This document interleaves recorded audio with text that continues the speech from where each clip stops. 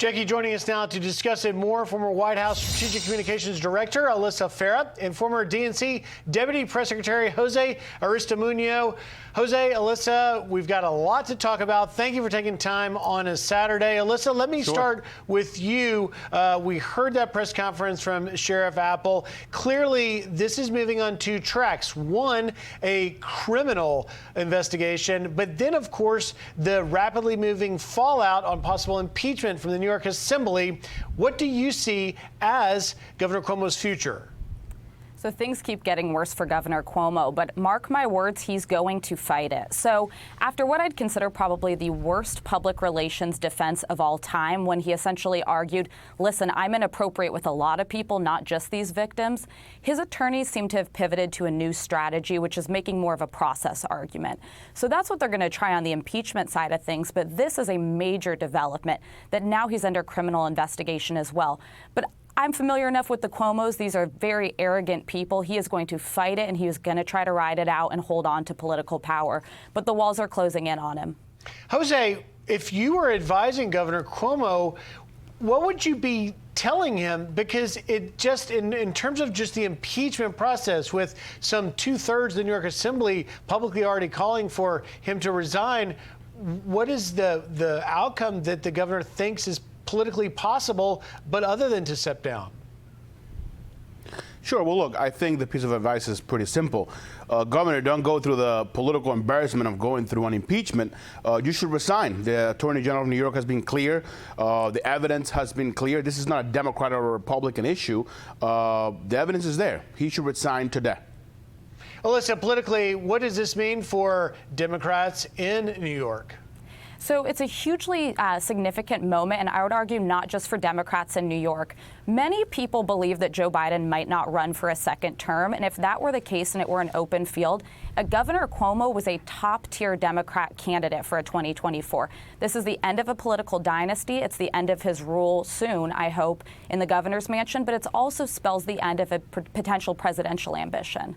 Well, Jose, let me ask you, because the president wasted no time. On the same day, on Tuesday, when this report came out, the president called for Governor Cuomo to resign. Politically smart? Well, look, I think he's doing the right thing, and he's standing, by the American people.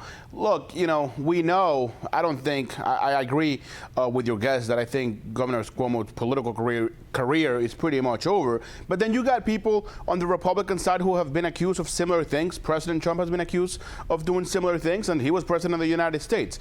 Doesn't make it right, by the way. Let me be very clear. But I think, look, in terms of who's, the election, in 4 years, from 4 years from today, we still got a lot of time. The president of the United States today is Joe Biden. We'll have plenty of Democrats to run in for, or whenever the time may come. Alyssa, you talked a little bit about Cuomo and what's known about his ego and that sort of stuff. It's worth pointing out that the reason why this report from Attorney General Letitia James came about was because the governor, under New York's law, did authorize for these investigations of sexual harassment to be looked into. Was that a mistake, ultimately? Was that Cuomo's fundamental mistake? It's hard to say one way or the other. I will give him this. It was the right thing to do, though I think he's got an invincibility complex. Your network has extensively covered the nursing home controversy. Over 10,000 seniors died under Governor Cuomo's care, and he managed to get away with that. But this is one that I don't think that he can escape from. He may think he's invincible, but he is not. And I commend these women for coming forward. I commend the process. And frankly, Democrats who have swiftly come out and condemned him, that is a good thing. It's the right thing. But the walls are closing in. He does not have a lifeline here. I think he's going to be gone pretty soon. But if he's not, Jose, and if he is, as Alyssa says, thinking he has this invincibility complex, and if hypothetically he ultimately is arrested and criminally charged, how much more damaging for New York Democrats is that as opposed to him just simply resigning tomorrow? Look, I think first and foremost, he might have done what he done, and it's wrong, and he's going to face the consequences. But Governor Cuomo is a smart man. He's been, he's been in power. He's been a governor for a long time.